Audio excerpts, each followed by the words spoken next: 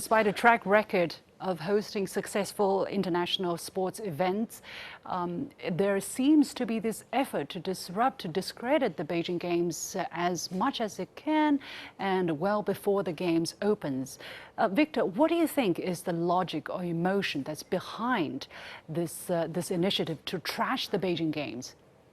Those who are demanding boycott of the Beijing Olympics or diplomatic boycott, first of all, they are barking at the wrong tree.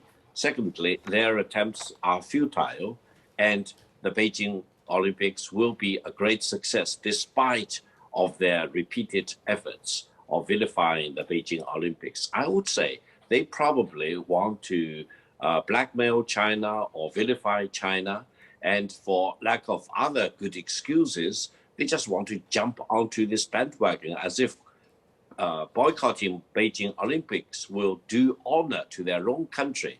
They are really depriving their athletes of their tranquility of the mind to come to Beijing to participate in the 2022 Olympic. And I hope they will demonstrate at least decency for their own countrymen and countrywomen before they embark on this long journey to Beijing for the Beijing 2022 Winter Olympics. So let's hope the Beijing Olympics be a splendid success despite of all these wrongful barkings of these people.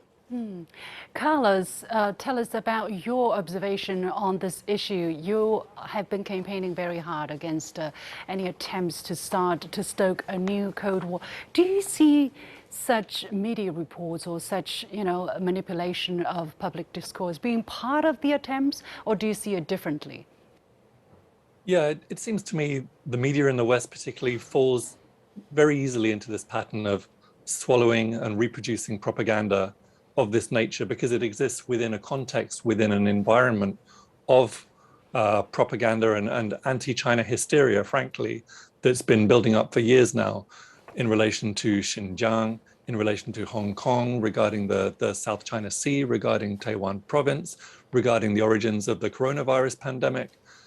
The propaganda has reached a stage where China bashing has become sort of a matter of routine. We in the West, we blame China for everything, for COVID, for unemployment in the American Midwest, for slow economic growth. It's sort of taken for granted that this idea of an Olympic boycott would be legitimate, would be justified. A few people are arguing against it on the basis of, well, it's inconsistent with the Olympic spirit and so on. And fair enough, it is inconsistent with the Olympic spirit, which is supposed to be about building common understanding through sport.